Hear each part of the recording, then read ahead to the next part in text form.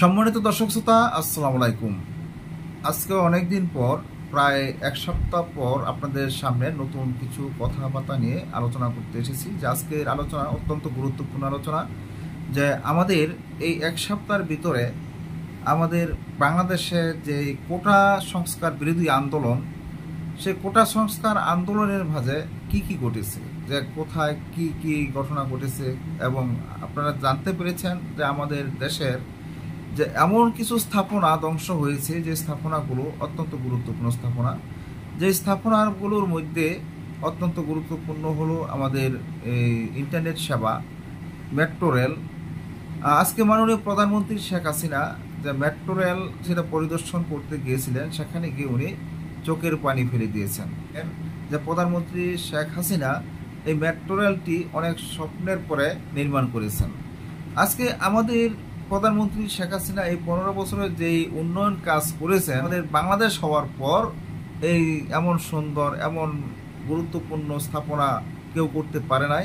আপনারা দেখতে পাচ্ছেন যে প্রধানমন্ত্রী শেখ হাসিনা যখন থেকেই ক্ষমতায় এসেছেন, তখন থেকেই আমাদের দেশের উন্নয়নের কথা চিন্তা করেছেন।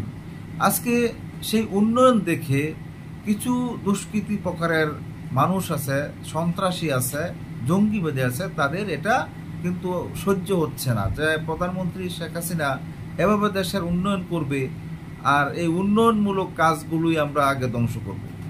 এইসব চিন্তা ভাবনা করে হয়তো তারা আমাদের দেশের সেই উন্নয়নমূলক কাজগুলো তারা ধ্বংস করার চেষ্টা করে চালিয়েছে এবং করেছে।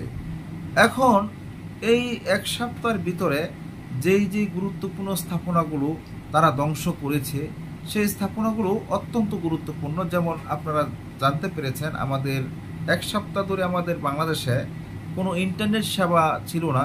সেই ইন্টারনেট সেবাটা পর্যন্ত তারা আগুন লাগিয়ে পুড়িয়ে দিয়েছে। মেট্রো রেল ধ্বংস করেছে, আগুন লাগিয়েছে, পদ্মা সেতুর টোল প্লাজা ভাঙচুর করেছে, বিভিন্ন স্থানে বিভিন্ন কিছুই ভাঙচুর করেছে। ছোট বড় যত স্থাপনা আছে সন্ত্রাসীরা ভাঙচুর করেছে। আপনারা গুরুত্বপূর্ণ আরেকটি ঘটনা হলো নরসিংদী জেলখানা ভাঙচুর করার পর এখান থেকে 826 জনের মতন আসামি পালিয়েছে, এবং এখান থেকে অস্ত্র সহ নিয়ে পালিয়েছে এই সন্ত্রাসীরা, এবং ভিতরে এমনভাবে ধ্বংস করেছে, ভিতরে সব কিছু ভাঙচুর করে আগুন জ্বালিয়ে দিয়েছে জেলখানার ভিতরে। এখানে জেলখানার ভিতরে কি ভালো মানুষ থাকে না খারাপ মানুষ থাকে, এটা আপনাদের কাছে প্রশ্ন। আজকে প্রধানমন্ত্রী শেখ হাসিনা মেট্রো রেল পরিদর্শন করতে গিয়েছে, সেখানে গিয়ে প্রধানমন্ত্রী কেঁদে ফেলেছেন। কেন? উনি অনেক স্বপ্নের পর মেট্রো রেলটি নির্মাণ করেছেন।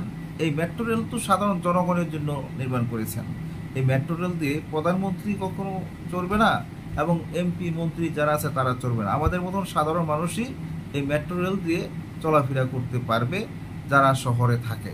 কিন্তু আজকে সেই মেট্রো রেল তাদের কি ক্ষতি করেছিল, যে মেট্রো রেলটি উনি এত সুন্দর, এত স্বপ্নের মেট্রো রেল নির্মাণ করেছে, সেই মতিঝিল থেকে উত্তরা পর্যন্ত মানুষ যাতে যাতায়াত করতে সুবিধা হয়, ঢাকা শহরে জাম যাতে না লাগে, সব কিছুই চিন্তা ভাবনা করে এই মেট্রো রেলটি নির্মাণ করেছিলেন মাননীয় প্রধানমন্ত্রী শেখ হাসিনা। আজকে সেই মেট্রো রেলের উপরে কেন আঘাত এনেছে, মেট্রো রেল কেন ধ্বংস করেছে? আজ এই পর্যন্তই। আল্লাহ হাফেজ।